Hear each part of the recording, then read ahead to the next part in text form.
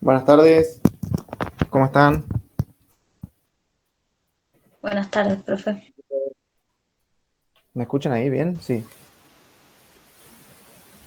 Sí, sí, se escucha bien. bueno.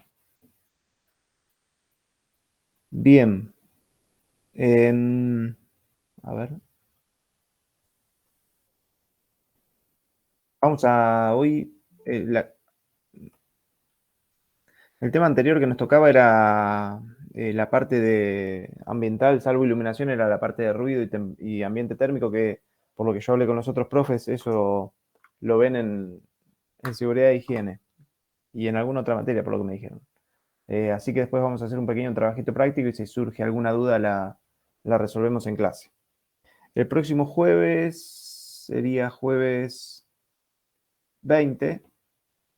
Hacemos el RECU de la misma modalidad. Perdón, profe, ¿jueves o miércoles? No, jueves. Ah, ok. Porque pregunté y varios me dijeron que los miércoles preferían otro día fuera de, de la clase, digamos. Para no interrumpir con la clase, le hacemos el. No sé, si prefieren el miércoles, yo lo pongo el miércoles. Lo que pasa es que si damos clases, se va a perder el día. No sé si hay alguien que tenga que recuperar acá y que opina, pero. Hola Josefina, amén. Y buen programa, nos dice la hermana. Amén. Que Dios la bendiga mucho, hermano Nicolás. Amén. De lugar. Bien. Bueno, por ahora queda jueves. Después, si hay algún inconveniente. eh, sí, Gabriel, se te ligó con otra aplicación. Vos tenés que recuperar, sí.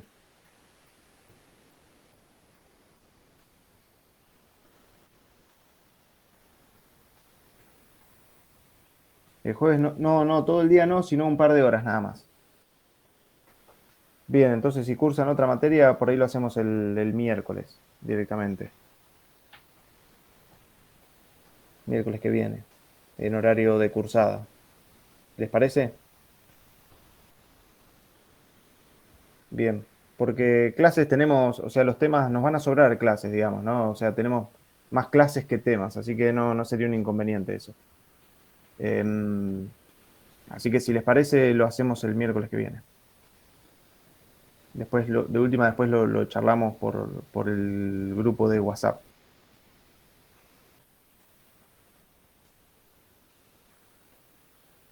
Bien, vamos a... Hoy tenemos que tratar el tema de...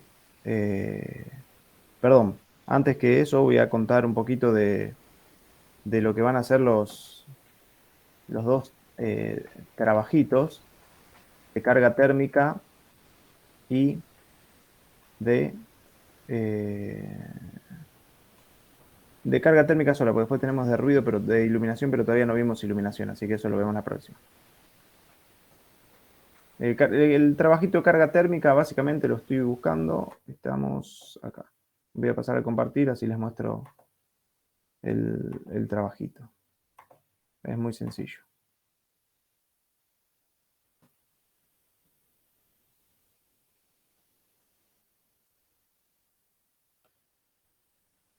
Bien, en el trabajito de carga térmica tenemos primero una explicación de carga térmica, ¿sí? Con algunas formulitas y demás. Esto lo vieron, ¿no? La formulita del TGVH. ¿Alguna otra asignatura? Sí. Sí, el globo húmedo. De globo húmedo, sí, globo húmedo, exactamente. Yo por lo que vi y por lo que me comentaron que estuvimos charlando con otros profes, es un tema que se da también en seguridad e higiene. Hola, profe. Sí, Ambiente algunos laboral. tuvimos ambiente, Bien, pero no sé si todos ya cursaron la materia de ambiente. bien. Nosotros no lo vimos, profesor. Lo vimos, o sea, nos dijo nada más lo que era, pero no hicimos fórmulas, no hicimos nada de eso. Bueno, No, nada de nada. Pero sí, pero acá hay una fórmula. sí, ¿O no? bien. Entonces voy a explicar un poquito eso. Cuando uno evalúa carga térmica, en el EBEA está el tema de carga térmica en las clases.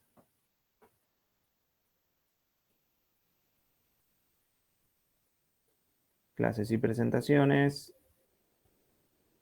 Estrés térmico es la presentación, que quizás es lo mismo que ya vieron en la otra asignatura, ¿sí? Donde se habla un poquito del estrés por frío y por calor. Explico un poquito sobre esta medición del TGVH que habla del globo bulbo húmedo. Seguramente les va a tocar hacer esto porque es reglamentación, es normativa, acá está explicado todo exactamente.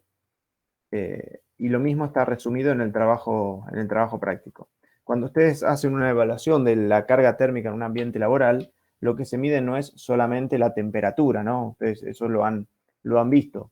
O sea, no es que voy con el termómetro y digo acá hace 30 grados, entonces ya son 30 grados. No. Entran en juego otras variables. Entra en juego la humedad, entra en juego la ventilación, ¿sí? La temperatura, la sensación térmica, entran en juego muchas cosas. ¿Cómo se hace para evaluar esto? Bien, hay distintos aparatos. Hay aparatos que nos dan estos valores TBH y TG y TBS, ¿sí? Temperatura del bulbo húmedo, temperatura del bulbo seco y temperatura del globo. Nos lo dan de forma individual, entonces nosotros tenemos que aplicar la formulita. Y hay otros aparatos que directamente ya nos dan el valor del TGVH. ¿Sí? Entonces, cuando yo voy a un ambiente laboral, voy con el aparato de medición y voy midiendo la temperatura. Es de encontrarse normalmente que, por ejemplo, yo mido en enero en una fábrica al lado de un horno y yo sé que hace mucho calor, yo pongo un termómetro ahí, el termómetro me marca una temperatura de 35, 40 grados y que el TGVH me dé 28, 29 grados. ¿Sí? Entonces, hay una cierta controversia ahí en donde me ha sucedido de caminar con el gerente de la empresa y un referente del sindicato haciendo estas mediciones y el del sindicato diciendo no puede ser que te diga 29 grados si acá estamos en enero y sabemos que hace más de 35 grados. Lo que pasa es que no se mide solamente la temperatura, ¿sí?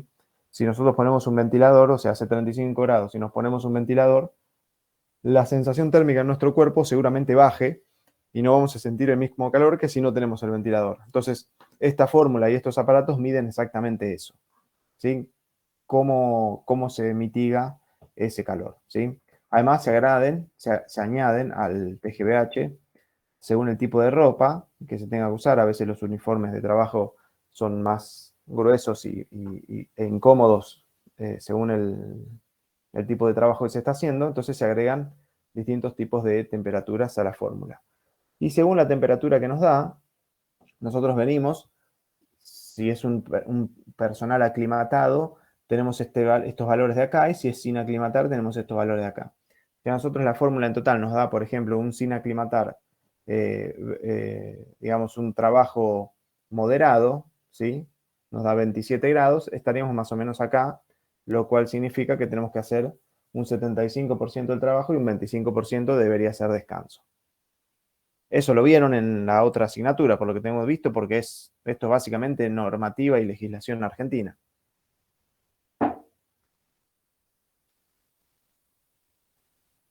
¿No? Sí, profe, yo lo vi. Bien, bien, bien. Básicamente, otra cosa que nosotros tenemos que ver acá, no es lo mismo un trabajo ligero, es un trabajo de una persona de oficina, por ejemplo, o de un puesto que está sentado sin necesidad de hacer ningún tipo de esfuerzo físico. Moderado es cuando está sentado o parado con un movimiento ya interesante. Trabajo pesado es cuando está la persona parada, levantando y transportando peso. Y muy pesado es cuando está esa persona moviéndose, parada y transportando mucho peso, ¿sí? Entonces nosotros evaluamos si el personal está aclimatado o sin aclimatar. Eso quiere decir que si está aclimatado es porque ya está acostumbrado a trabajar con esas temperaturas, ¿sí? Y el puesto de trabajo siempre está a esa temperatura, por ejemplo, al lado de un horno. Y sin aclimatar es una persona que no está acostumbrada a esa temperatura. Entonces una persona sin aclimatar en un trabajo pesado, según la temperatura que nos dé, nos va a decir cuánto debe trabajar de su jornada y cuánto debe descansar. Obviamente es un criterio muy conservador, en donde con valores normales ya nos dice que debería trabajar 50% y 50%. 50 y 50 no significa que trabaja 50% del tiempo y el otro 50% está sentado descansando, sino que es rotación, salir de ese puesto de trabajo. ¿Sí? De 8 horas, solamente en ese puesto, en ese lugar, con esa temperatura, puede estar 4 horas. El resto de las otras 4 horas debería estar haciendo otro trabajo. ¿Sí? No quiere decir que debamos mandar a descansar a la persona.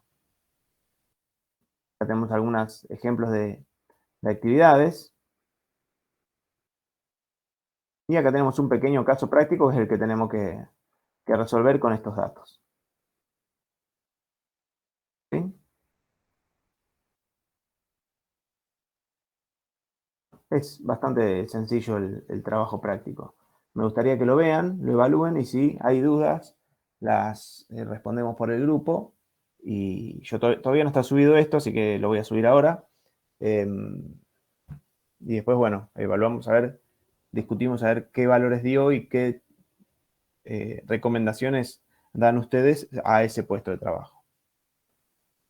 ¿Quedó más o menos claro? Sí, profe. Perfecto, buenísimo. Bien, hoy nos toca hablar de diseño de puestos de trabajo. Nosotros, con los temas que ya vimos, podemos ya estar en condiciones de hablar de qué recomendaciones dar a la hora de generar o armar un puesto de trabajo. Cuando se habla de un puesto de trabajo, se habla de una persona o varias personas en una situación donde tienen que realizar una labor, ¿sí? Puede ser en un ambiente cerrado, al aire libre, puede ser con una máquina, con un grupo de máquinas, ¿sí? Con varias herramientas. O sea, hay distintas dimensiones y relaciones que se pueden dar en cuanto a este puesto de trabajo, y nosotros lo que tenemos que hacer es básicamente aplicar ergonomía específica a ese puesto de trabajo. Aplicar ergonomía, como ya sabemos, es adaptar esas máquinas, esos espacios, ese ambiente, esa temperatura, esa luz, los sonidos, a la persona, y no que la persona se adapte a el ambiente, ¿no? Entonces, nosotros vimos un poco de antropometría sobre las medidas del cuerpo humano, vimos biomecánica sobre esas medidas actuando y las fuerzas que puede hacer una persona y cuáles son los riesgos de hacer fuerza. ¿Sí? Vimos algo de la parte ambiental y vamos a seguir viendo otras consideraciones. Entonces, nosotros en un puesto de trabajo lo que tenemos que evaluar son distintas relaciones, ¿sí? Relaciones dimensionales, que tiene que ver con las posiciones, y esto es donde aplicamos la antropometría que vimos en ese gran trabajito práctico que hicieron sobre tomar medidas y utilizar Excel y tablas para evaluar distintas relaciones entre la persona y los puestos de trabajo. Cómo añadimos o cómo adaptamos esos puestos de trabajo a las personas que los van a ocupar, ¿sí? Supongamos que se va a crear un puesto de trabajo, vamos a llamar a las personas que están en ese labor, ustedes, por ejemplo, y van a decir, che, hay que diseñar este puesto de trabajo, ¿qué recomendaciones nos dan en cuanto a seguridad, higiene, ergonomía y demás? Entonces, lo primero que hacemos es decir, bueno, ¿quién va a trabajar acá? No se sabe. Bien, entonces ahí, si no se sabe, aplicamos lo que vimos en antropometría de cómo dimensionar para un grupo de personas amplio, ¿sí?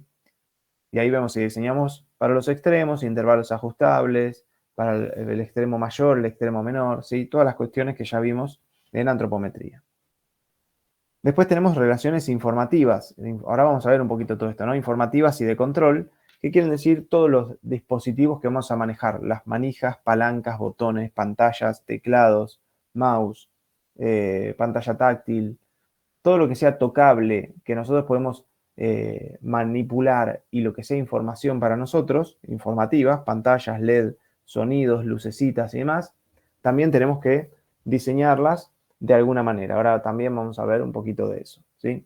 Relaciones ambientales tiene que ver con las cuestiones del medio ambiente, ¿no? De la temperatura, la luz, el sonido y la ventilación del espacio en donde se va a desarrollar esa tarea. Tenemos que evaluar cómo va a ser la iluminación, cuánta iluminación se necesita, de qué manera va a estar posicionada esa iluminación, ¿sí? Los ruidos que van a aparecer, la temperatura del puesto de trabajo y cómo adaptar todo eso para que la persona trabaje en condiciones saludables.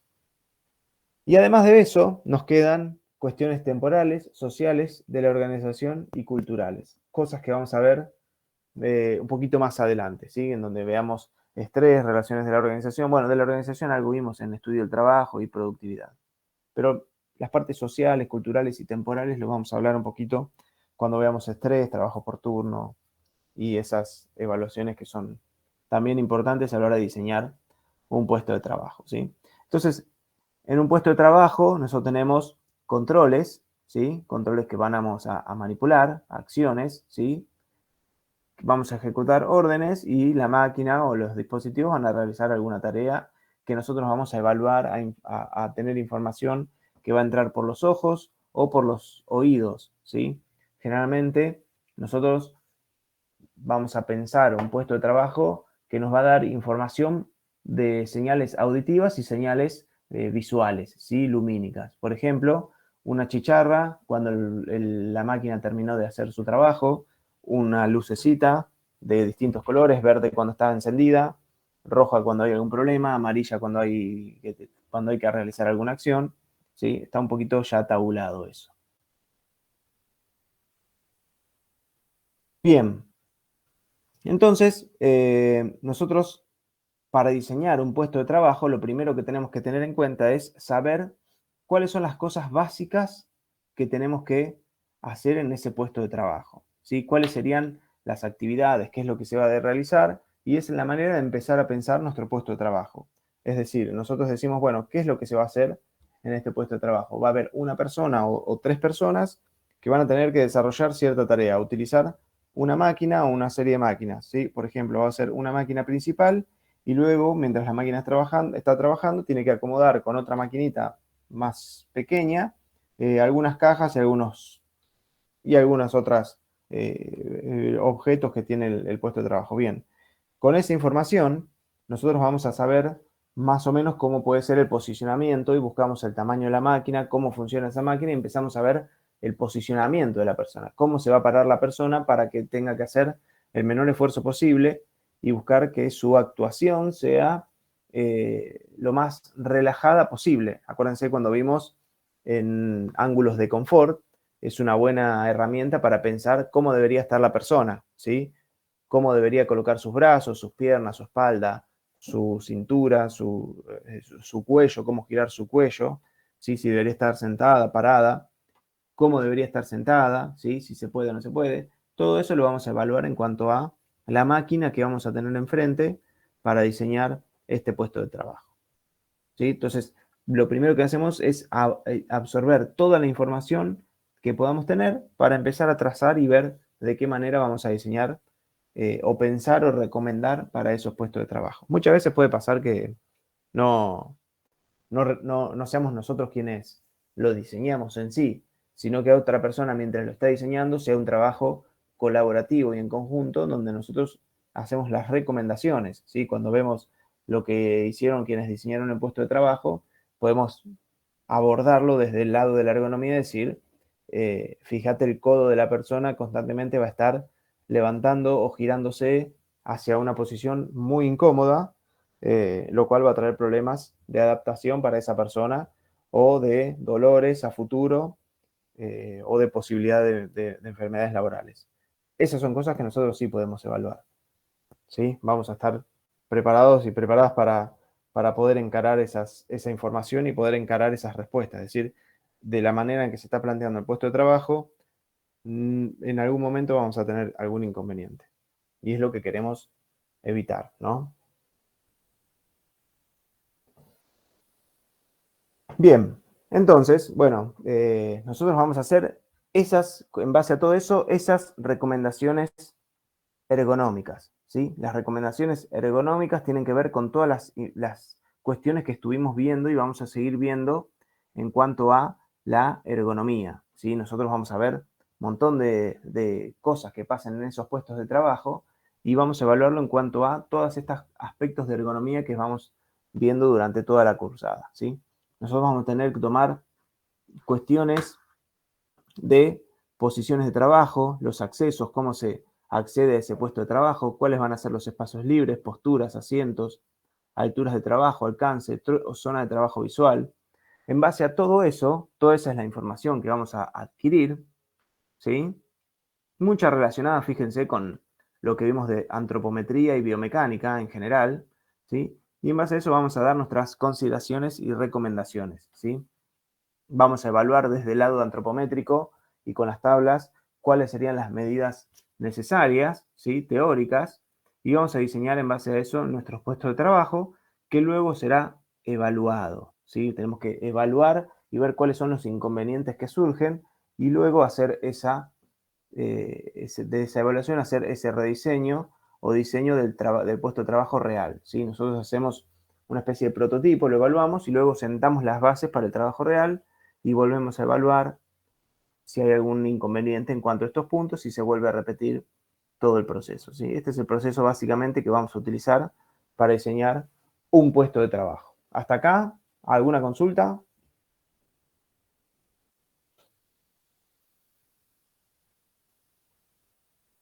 ¿Nada?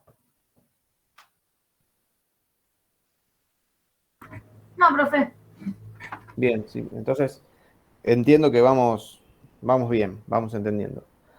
Acá tenemos que ver también la interfaz, ¿sí? La relación que nosotros tenemos entre persona y máquina, ¿sí? Nosotros dijimos que la ergonomía es la relación entre las personas, las máquinas y el medio ambiente, ¿sí? Es una especie de conjunto. Voy a abrir mi herramienta, una de mis herramientas favoritas para explicar esto. La ergonomía es una especie de conjunto entre las máquinas, la persona y el medio ambiente, ¿sí? Acá, en ese centro, está la ergonomía, ¿sí? Estas son las máquinas, este es el medio ambiente y la persona, ¿sí? No podemos olvidar a la persona. Pero la persona no la podemos evaluar por sí sola, sino la persona está relacionada a las máquinas y el medio ambiente. Eso que está ahí en el centro, esto de acá, eso es la ergonomía, ¿sí? No podemos pensar ergonomía entre máquina y medio ambiente, ¿sí? O sea, ergonomía no es la relación entre máquina y medio ambiente, no es la relación entre persona y medio ambiente, no podemos evaluar solo la persona y al medio ambiente como algo aislado y no podemos evaluar solo a la persona y a la máquina como algo aislado sin tener en cuenta el medio ambiente, ¿sí? El ambiente, recuerden que el medio ambiente es iluminación, ruido, temperatura, ventilación, vibraciones y alguna otra, ¿sí? Entonces, lo que nosotros evaluamos, esto es la ergonomía, ¿sí? Ese verde de ahí dentro. ¿Sí? Esta es la ergonomía. ¿Vamos? Sí, profe. Bien.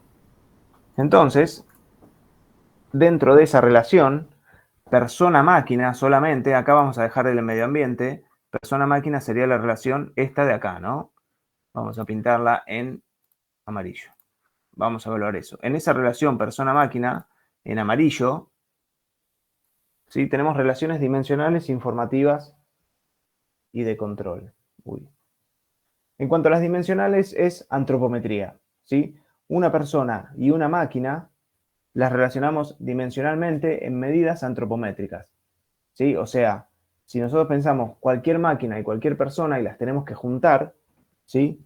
La buena adaptación de la máquina hacia la persona tiene que ver con la antropometría, con el largo del brazo, con el alcance de brazo, altura de ojos, altura de la persona sentada, altura de la persona parada, ¿sí? Y que ergonómicamente, como siempre decimos, el 95% de las personas que se acerca a ese puesto de trabajo no tenga relaciones dimensionales que afecten, ¿no? Que sean negativas. O sea, que esas relaciones dimensionales sean positivas, tengan buena aceptación en la persona. ¿Sí? Eso tiene que ver con las relaciones dimensionales. Después tenemos relaciones informativas. Las relaciones informativas tienen que ver con la información que recibimos de la máquina. Imaginen una máquina que está funcionando y que está emitiendo constantemente ruidos, sonidos, luces, ¿sí? Tiene su pantalla. Entonces, la persona tiene que estar constantemente prestando atención a esa información que le está brindando la máquina, ¿sí? Muchas veces, por ejemplo, una señal sonora, nosotros tenemos una chicharra que avisa, pero también, por eso digo que ergonomía es importante que sea en el medio y no solamente algo aislado. Si nosotros pensamos la relación persona-máquina, ¿sí? Y pensamos en una señal sonora de esa relación persona-máquina, y esa señal sonora es muy baja porque nos olvidamos del medio ambiente, quizás el ruido ambiente es mayor al ruido de esa señal sonora y nosotros no la podemos escuchar. Por eso siempre hay que prestar atención a las tres cosas. ¿Sí? Y aquí es donde tenemos que conocer también un poquito a la persona, ¿sí? Hay ciertas cuestiones visuales de ciertos colores, tamaños de pantallas y demás que tenemos que prestarle atención para evaluar la información que nos brinda la máquina. Y las relaciones de control tienen que ver con esa compatibilidad que tiene la persona para manejar la máquina, ¿sí? Para poder hacer todas las tareas y los procesos de manejar la o las máquinas con eficiencia, ¿sí? Con seguridad.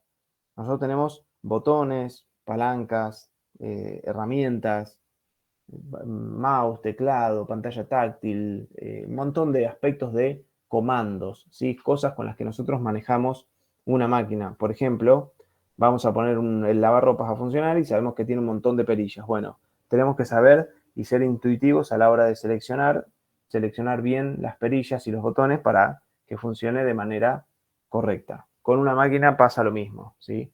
Quizás un lavarropas es más intuitivo, quizás las máquinas no son intuitivas y eso es un mal diseño o hasta un error ergonómico.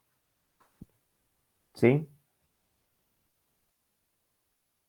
Entonces, siempre que consideremos eso, tenemos que tener en cuenta también las relaciones ambientales, ¿sí? Las relaciones ambientales y biomecánicas. Las ambientales tienen que ver con, las ambientales tienen que ver con tener en cuenta este medio ambiente también y poder evaluar la ergonomía por completo, no solamente la ergonomía desde el punto de vista de la máquina y la persona, ¿sí? Y también tenemos que tener en cuenta la biomecánica. Recuerden cuando vimos biomecánica que tenemos un gasto energético interesante de la persona que debemos evaluar, porque si la persona está trabajando con esa máquina a mayor gasto energético que lo que puede dar la persona, esa persona en algún momento se va a fatigar, se va a cansar, se va a lesionar, y una persona cansada en una máquina sin prestar atención es un riesgo, ¿no? Entonces, nosotros tenemos que mitigar los riesgos. Por eso es importante evaluar. Cuando evaluamos una máquina o un puesto de trabajo, decir, bueno, la persona debe cargar la máquina por encima, ¿sí? ¿Cómo carga la máquina por encima? Vienen unas bolsas, ¿sí?, de harina, por ejemplo, que tiene que volcar la harina en una panificadora y la tiene que volcar por encima de su cuerpo. O sea, levantar la bolsa por encima de su cabeza y volcarla hacia adentro de una tolva en la máquina. ¿Y cuánto pesa esa bolsa de harina? 25 kilos. Bien. ¿Y cada cuánto? Y cada vez que la máquina procesa, lo va a hacer varias veces por hora. O sea que una persona varias veces por hora va a tener que levantar 25 kilos y los va a tener que volcar en una tolva. Lo puede hacer a la mañana un rato, a la tarde. Cuando esté en el final del día, seguramente con el cansancio, puede ser un riesgo eso. Entonces, ¿qué hacemos para eso? Ahí es donde tenemos que diseñar y pensar una manera de mitigar eso. De una forma muy económica, lo podemos hacer con plataformas y demás. Es decir, bueno, que la persona no lo levante por encima de su cabeza, sino que se suba a unos escalones y esa tolva que le queda por encima de la cabeza le queda a la altura de la cintura. ¿Sí? Las bolsas también estén en esa altura, entonces solamente tiene que empujar la bolsa y volcarla. Es una medida que se me ocurre ahora, pero de esa manera podemos buscar un montón de soluciones en cuanto a la biomecánica, al esfuerzo, a la fuerza y al movimiento que tiene que hacer la persona para trabajar en ese puesto de trabajo. Pausa. Hasta acá, relaciones de control, informativas dimensionales, más biomecánicas y ambientales. ¿Cómo estamos? Bien, bien. ¿Les ha pasado de tener que trabajar o diseñar en algún punto, recomendar para un puesto de trabajo?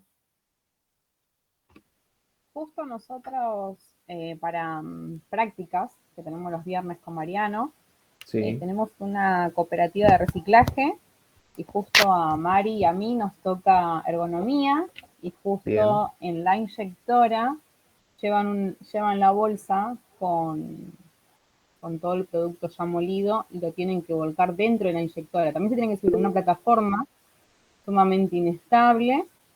Y bueno, nada, justo ahora el viernes damos la capacitación de eso, de ergonomía. Bien, bien. A mí buenísimo. me toca hablar sobre la carga manual en producción.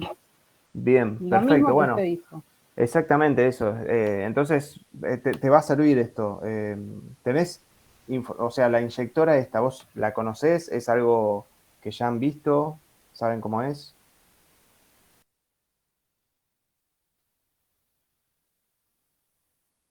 ¿No? Rolando, ¿querías hablar? Sí, yo trataba de seguirte lo que decías del diseño de, perdón, de la Sí, panificadora. sí, Tendría que hacer un diseño tipo con cascones, ¿no? Para que el operario cargue unos cascones no muy pesados, eso sí, vaya por una cinta y vaya cayendo en la amasadora, porque la bien, única forma de llevar las bolsas son abiertas. Entonces, bien, trato de diseñar eso. Y después ver algunos cambios, por ejemplo, cuando está diciendo vos los diseños, es, por ejemplo, no sé si alguno tuvo la oportunidad esto se llama en el campo, ¿no? De ir a cargar bolsas de semilla. Se carga con cintas, donde uno tiene que manotear la bolsa que viene, qué sé yo, a 1,5 metros de tu estatura. Entonces, bueno, a la mañana cargar 50, 60 bolsas no te va a hacer 50 bolsas de 50 kilos. No te va a hacer fuerza. Pero a la noche tu cintura se va a resentir, y más porque son periodos de tiempo muy corto de recuperación, porque vos terminás de trabajar 7 de la tarde, perdón, y al otro día te vuelve a tocar trabajar, hacer lo mismo, y son periodos cortos de tiempo, que eso, trabajás quizás 20 días y después descansás 2 meses, pero esos 20 días son de una frecuencia terrible, lo cual te queda el cuerpo destrozado. Bien, dos cosas. Lo primero que decís de las semillas es tal cual. Hay normativa que se empezó a aplicar y a bajar el peso de las bolsas. Las semillas ya han bajado, ahora son de 25 kilos. Solamente quedan las bolsas de cemento en 50 kilos, ¿sí? Hasta las de cal creo que bajaron a 30 por este tema de decir, bueno, ¿cuánto pesa una bolsa para levantar? Ahora bien, lo que vos recomendás o comentás, también es real que por más que la bolsa pese menos, 25 kilos, la cantidad va a ser el doble de bolsas. O sea, el peso que vamos a levantar en un día va a tener que ser el mismo, digamos, ¿no? Si eran 100 bolsas de 50, ahora vamos a tener que levantar 200 de 25. Lo cual, si la persona lo tiene que hacer, como decís vos, que es muy común en el trabajo agrario, en el campo, es muy común, y en la construcción también. Cualquier persona que ha visto una construcción o ha trabajado en una construcción sabe que es todo el día levantar bolsas de cemento, de cal y demás. ¿Cómo se resuelve esto? Y ahí voy al segundo, a la otra parte que vos dijiste, que es con una especie de cinta transportadora, ¿no? Que la cinta vaya con otro ángulo, ¿no? Pero vaya levantando, así, vaya llevando la bolsa y la bolsa vaya cayendo, ¿no? Es como si esto va girando y la bolsa va cayendo ahí adentro, ¿sí? Y a veces se va planificando y la persona no tiene que levantarlo. Es una manera. Inclusive en lo que son las semillas se usa mucho, o en la carga y descarga, en la logística, de utilizar eso para que la persona no tenga que cargar, digamos, las bolsas o los paquetes o lo que sea que estén cargando. Lo cual también es real que desde la ergonomía podemos recomendar la utilización de cualquier tipo de herramienta que reemplace la fuerza de la persona por la fuerza mecánica, ¿sí? Ponerle un motor, y que son cosas relativamente baratas y normales. A la empresa que está elaborando o cargando, vendiendo semillas y demás, poner una cinta transportadora no le va a representar mayor gasto. Eso es algo bastante normal de ver y de aplicar, ¿sí? Panificadoras, semillas y demás. Es difícil cuando en un proceso en donde la persona tiene que trasladarse en distintos lugares y no sabe dónde va a utilizar el producto, como por ejemplo la construcción, es difícil utilizar una cinta transportadora o algún otro medio. En la construcción es llevar la bolsa para allá, meterla en aquel lado y ahí preparar, y después cuando terminamos esto tenemos que pasar al otro lugar y preparar ahí, entonces hay que llevar las bolsas para otro lugar y ahí es más difícil. Y como decís vos, a la noche se siente eso, se siente bastante. Y a la noche es a corto plazo, si lo pensamos en largo plazo, en un tiempo, eso se va a sentir mucho más, digamos, doloroso y mucho más ofensivo para el cuerpo humano. ¿Alguien más quería decir algo?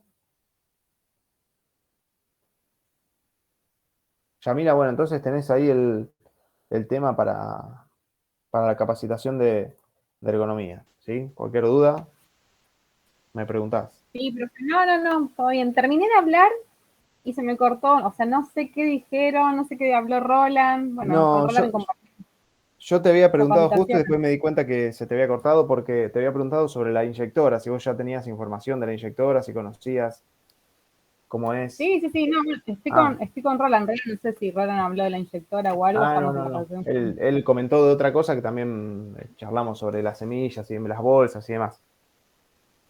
Sí, o sea, nuestra recomendación es eso, también poner una cinta.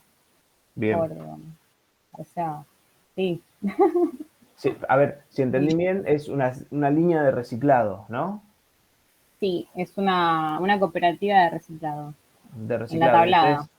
En la tablada, es real, o sea, es un caso real que están investigando. Sí, fuimos allá. Ah, perfecto. Y ahora el viernes vamos a dar capacitación de todo. O sea, a Mari y a mí nos toca dar ergonomía, pero bueno, Roland no sé qué tiene que dar riesgo eléctrico. O sea, tenemos varios riesgos para. para Bien, dar. bien, bien. ¿Y de ergonomía qué van a dar?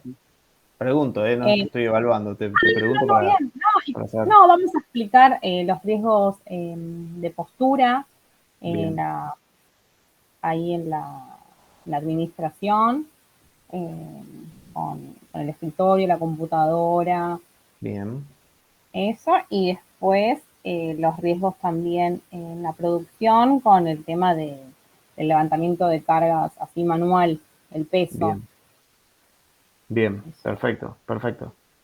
Bueno, cualquier duda que tengan, estoy a disposición, ¿eh? Eso, Bárbaro. Ahora, cuenten conmigo. ¿sabe lo que no supe cómo poder explicar? Por ejemplo, con el tema de la resolución de la SRT, Sí, cómo explicar con el cuadrito, porque ahí en el cuadrito te dice que son 16 kilos. No supe cómo explayarlo ahora cuando tenga que explicarlo, porque te dice que eh, es 30 centímetros desde el hombro hacia sí, arriba, como máximo, y 8 hacia abajo, y después te dice que lo podés alejar del cuerpo no más de 30 centímetros bien, sí, desde el tobillo, te dice. claro. Eso ¿se acuerdan? Voy a borrar esto que hice acá para explicar la parte de la... ¿Se acuerdan cuando vimos en Lo de la bolsa biomecánica? del supermercado. Claro, claro, exactamente. En biomecánica dijimos que la persona, ¿sí? Voy a tratar de dibujar una persona acá. Cuando extendía el brazo, a medida que teníamos esta distancia, cuanto más larga era, mayor era el momento de una fuerza. El momento de una fuerza es la fuerza por la distancia. ¿Sí? La fuerza en este caso sería el peso, que por lo que vos decís son los 16 kilos, y esta sería la distancia. ¿Sí? Cuanto mayor es el peso y mayor es la distancia, mayor es este momento de una fuerza, que es lo que tenemos que nosotros evitar. Por eso decíamos que siempre cuanto más pegado el cuerpo esté la carga, menos esfuerzo hacíamos por más que la carga pese lo mismo. ¿Sí? Claro. Sí, sí, sí, Entonces, sí, sí, sí. eso básicamente es lo que busca.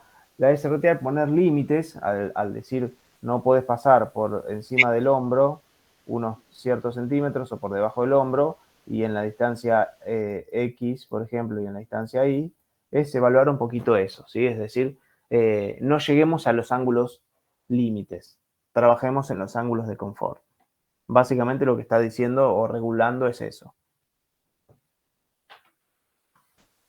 Claro, el peso máximo 16 kilos, Sí. según la SRT. Sí, eso fue cambiando. Antes era 25, después los bajaron. Después se había diferenciado para hombres y mujeres. Hombres era 25 y mujeres 20. Y creo que lo que se hace es de a poco ir bajándolo eso para lograr mayor confort en las personas. No, no, 25 kilos también es mucho si tenemos que hacer grandes repeticiones.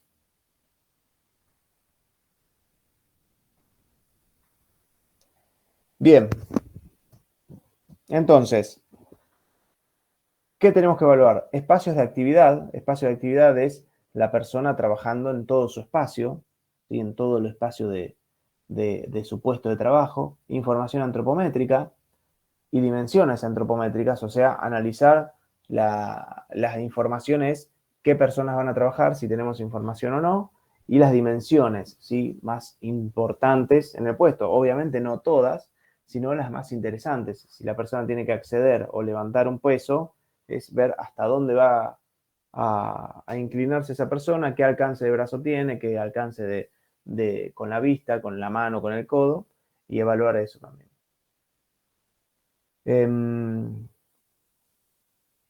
Bien, información o comunicación es también lo que nosotros vamos a evaluar. Otra cosa que evaluamos también en los puestos de trabajo es la comunicación.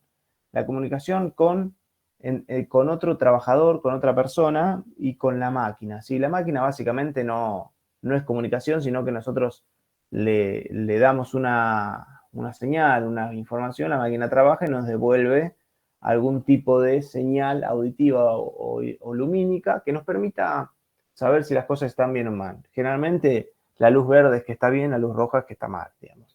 Luego la chicharra es porque pasa un problema y un pequeño sonidito es que está bien, y así los puestos de trabajo nos vamos generando esa comunicación de máquina a persona. Ahora, cuando son muchas personas, o al menos 2 personas, tiene que haber una comunicación ahí y tiene que ser una comunicación fluida que nos permita que no dé lugar al ruido, o sea, que no dé lugar a la confusión, ¿sí? Y eso también se diseña desde el punto de vista de la ergonomía para evitar inconvenientes, para evitar lesiones, ¿sí? Para evitar un montón de problemas que puedan ocurrir en ese puesto de trabajo, que puedan ocurrir en esa relación de comunicación. Si yo me comunico con la otra persona, yo voy a dar un mensaje y la otra persona lo tiene que decodificar, por así decirlo. Si yo le hablo con un código o le digo una palabra específica de la máquina y la otra persona no lo sabe, no estaría pudiendo decodificar, por decirlo de alguna manera, ese mensaje. Entonces, ahí también hay un tema de capacitación en si vamos a trabajar 3, 4, 5 personas en el tema y hay un cierto riesgo, entonces evaluemos cómo nos vamos a comunicar. Con señas, con lenguaje, quizás el ruido ambiente es demasiado elevado para utilizar la palabra, el lenguaje, que es muy común. Usamos los protectores auditivos, el ruido ambiente es muy elevado, entonces no podemos comunicarnos hablando. O sea, yo no te puedo hablar a una persona porque la otra persona no me va a escuchar. Entonces, ¿cómo me comunico? Con lenguaje de señas, con algún tipo de maniobra, ¿sí? Levantando la mano de una manera, y ahí ya tengo que capacitar también a la persona. ¿Sí? Esto se da mucho en muchos puestos de trabajo donde es imposible hablar y escuchar al compañero lo que me está diciendo, ¿sí? Entonces, a eso, para evitar inconvenientes, la información tiene que ser corta, precisa, y tenemos que estar todos de acuerdo y en conocimiento de lo que puede suceder.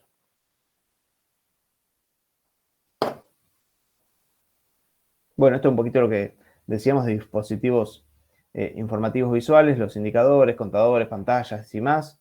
Y gestos aparece como dispositivo visual, ¿sí? Lo que decíamos de los gestos. Símbolos, hay muchas máquinas que nos hablan de símbolos y si no conocemos los símbolos no sabemos qué nos está diciendo, ¿sí? Muchas veces pasa hasta en un auto, prende una lucecita que mucha gente no sabe lo que es porque no lo sabemos, porque no es un símbolo que estemos acostumbrados a ver, ¿sí? Entonces, o son poco intuitivos esos símbolos. Entonces, tenemos que evaluar ahí con un manual y demás a ver qué me está diciendo esa luz. Las alarmas lo mismo. Las alarmas seguramente siempre indican un cierto peligro.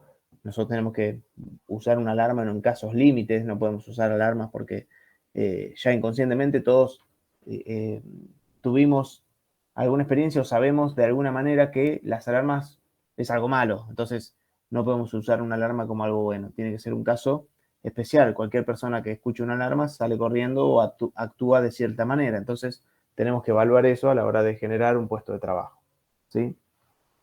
Otros indicadores son estos chicharras o pequeñas luces que nos van a servir para dar alguna cierta información. Distintos contadores o relojes y demás que también nos van a dar información.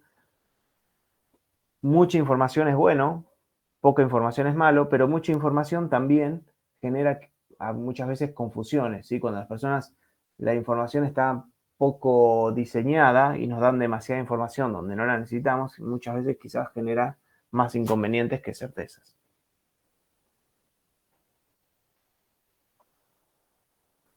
Bien, símbolos, lenguajes, esto ya es bastante intuitivo, las pantallas lo mismo, los monitores. Y los gestos, lo que decíamos, ¿no? Los gestos muchas veces no hay muchos puestos de trabajo en donde no tenemos la posibilidad de charlar con otra persona, entonces usamos los gestos. Bien.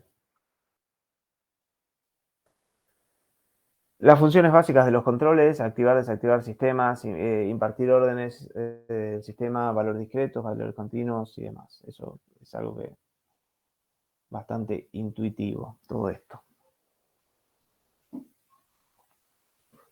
Botones, palancas, interruptores. Vamos a encontrar pedales también en la industria, pedales con protecciones. Esta protección que se ve acá es muy común utilizarla y colocarla para evitar el accionamiento accidental, ¿sí?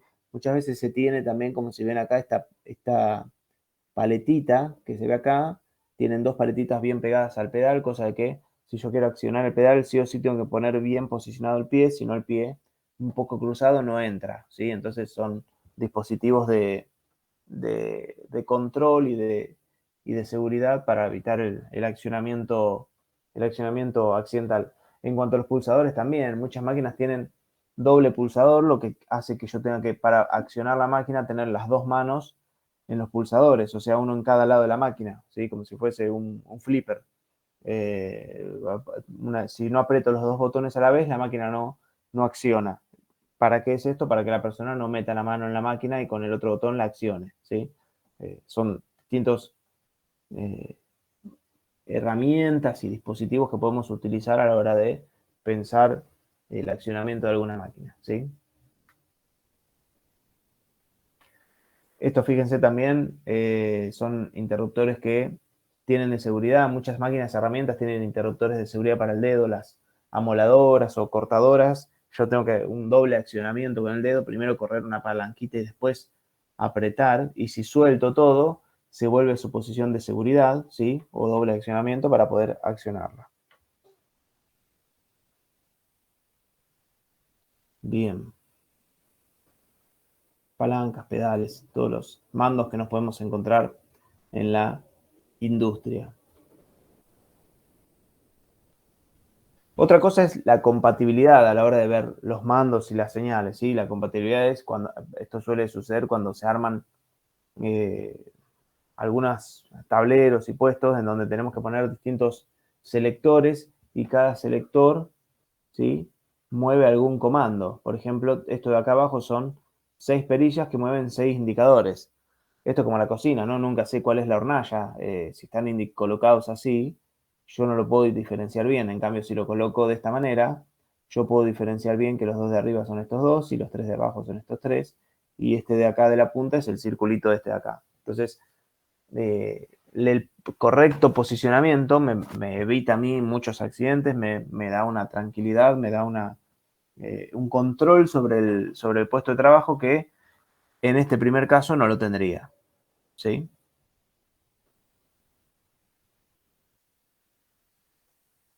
Además de eso, bueno, hay otros movimientos intuitivos que siempre las máquinas aumentan como leemos o como escribimos, ¿no? Aumentan hacia arriba y hacia la derecha, como los ejes cartesianos.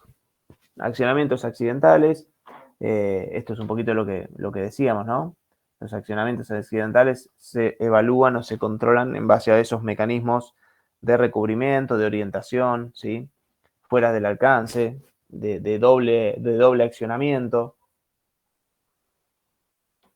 Y después tenemos lo que son los espacios de control, que también lo vimos un poquito en antropometría. Nosotros tenemos zonas de trabajo de precisión y zonas de trabajo de alcance de menos precisión. Entonces tenemos que ubicar siempre en nuestra zona de trabajo lo que más vayamos a utilizar, lo que más vayamos a evaluar, y en las zonas más alejadas lo que menos utilizamos, ¿sí?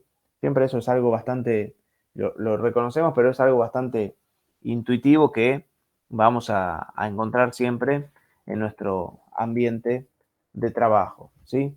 Cualquier ambiente de trabajo nos va a generar un montón de sobrecarga de información y de, digamos, estímulos que nos van a servir para bien o para mal. En este caso tenemos que tratar de mitigar. Acá hay un buen gráfico que nos muestra un poquito todos, ¿sí?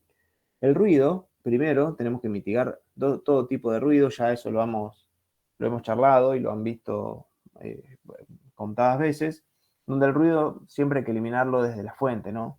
El protector auditivo es algo que se usa y lo debemos seguir usando, pero debería ser como último recurso. Siempre evaluemos en la fuente de dónde sale el ruido. ¿Se puede eliminar ese ruido? ¿Se puede evaluar de alguna manera? Si no se puede eliminar, ¿se puede bloquear de alguna manera? ¿Podemos aislar ese ruido?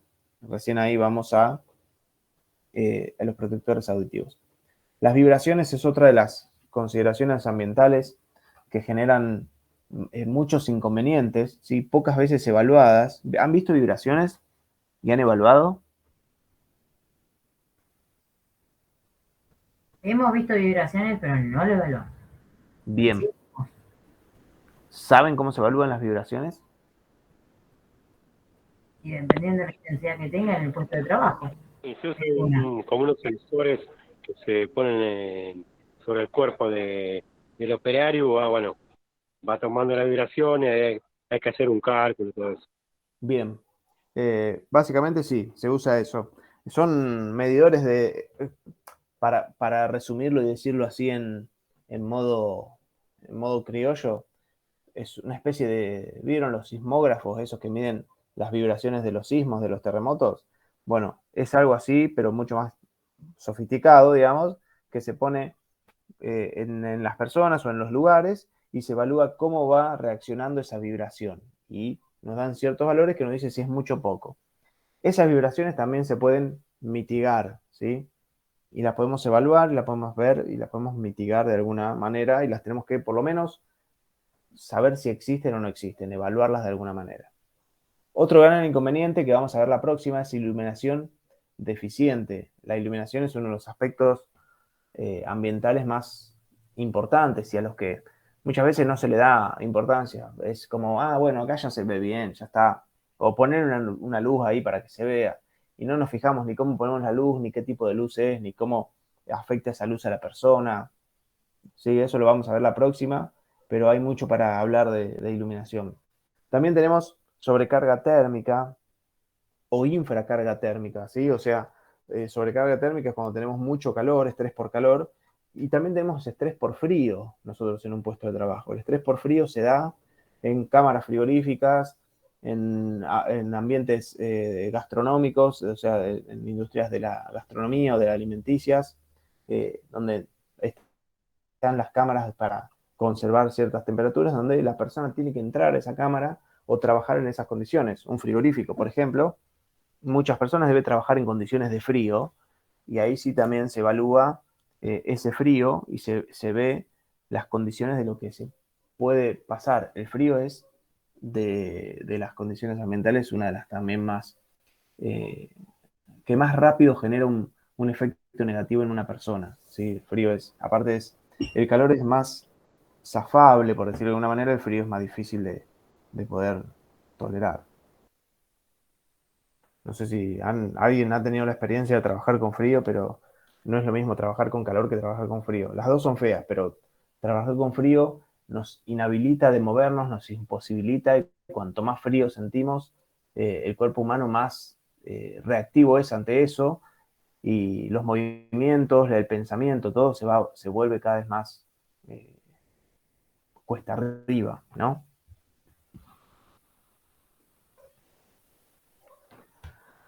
También, al tener todo esto, todos estos efectos negativos, la capacidad de trabajo físico y capacidad de trabajo mental empieza a decaer, ¿sí?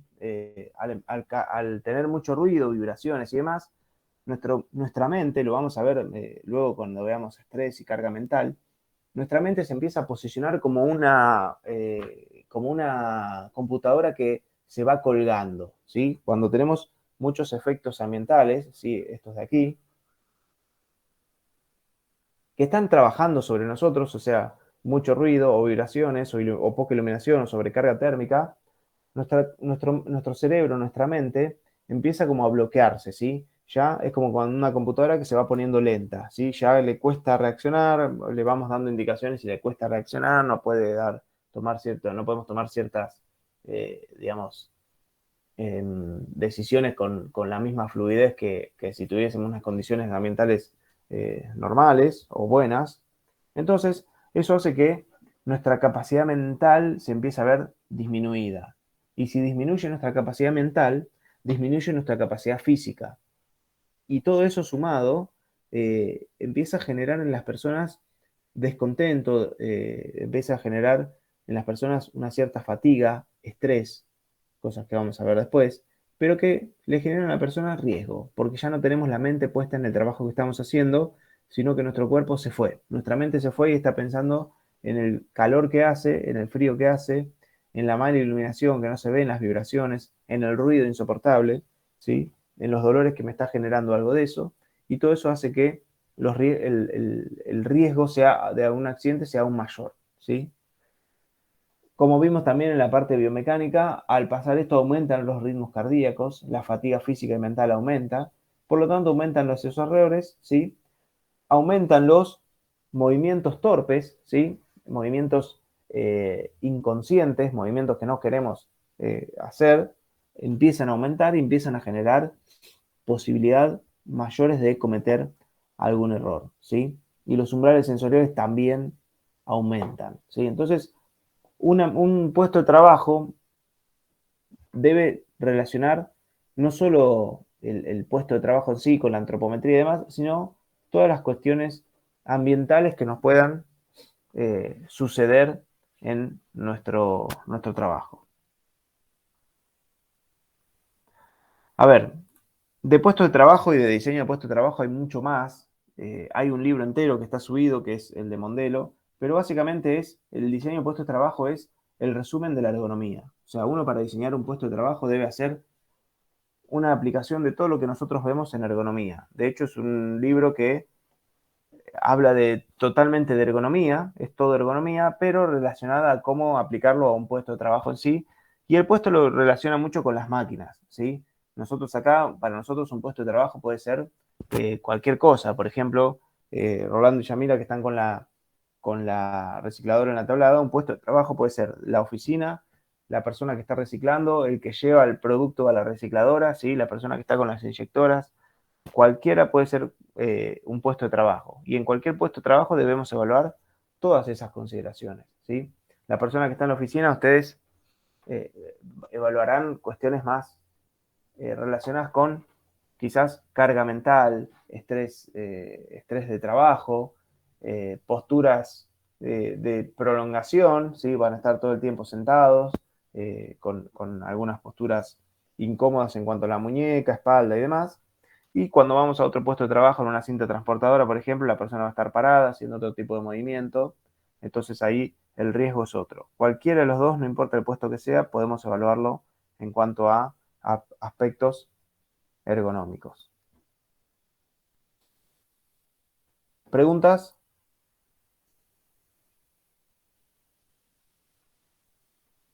Acelerómetro, dice Elías, que perdón, no lo había visto. Gabriel también nos comentó.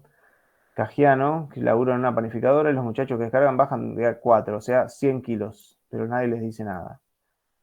Bien, Gabriel, es normal. Eso en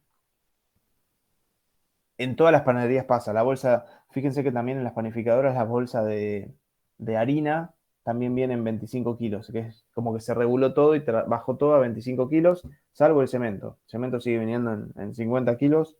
No sé por qué, no sé si la parte del cemento tiene más peso que la SRT, pero sigue viniendo en 50 kilos.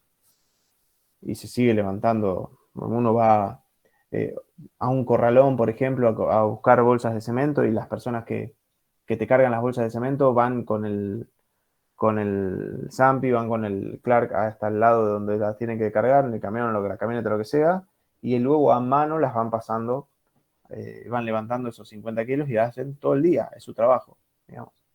Y las de 25 también, y bueno, obviamente son puestos muy, muy rotativos, muy cambiantes, no hay muchas personas que entren a un corralón y se jubilen ahí o trabajen muchos años ahí. Y Elías nos comenta acelerómetro. Acelerómetro es el medidor de vibraciones, ¿sí? Es lo que mide las aceleraciones, básicamente, en física, es un acelerómetro. Chicas y chicos, ¿alguna pregunta sobre esto? No, profe. Bien. No, profe. Nos queda ver algunos temas. La clase que viene, entonces, vamos a hacer el recuperatorio. Nos queda ver estrés, o sea, carga mental, estrés y todo eso, y trabajos por turnos. Nos queda ver iluminación y nos queda ver normativa. Normativa lo vamos a ver a lo último, donde vamos a hacer un resumen de toda la asignatura, ¿sí? Así que tenemos algunas clases más. La clase que viene hacemos recuperatorio, ¿sí?